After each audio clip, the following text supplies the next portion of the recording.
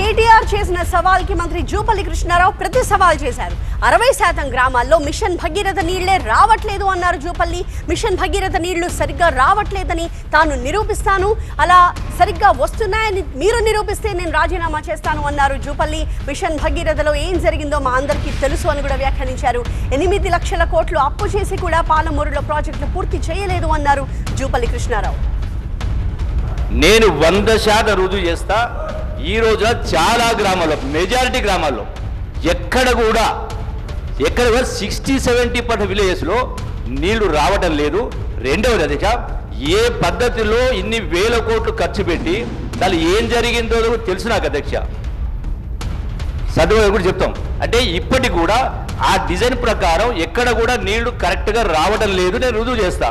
ఇంతకుముందు మాట్లాడినారు రామారావు గారు, నేను ఇప్పుడే రుజువు చేస్తాను, నా పదవికి రాజీనామా చేస్తాను. నేను కూడా సిద్ధంగా ఉన్నా అధ్యక్ష.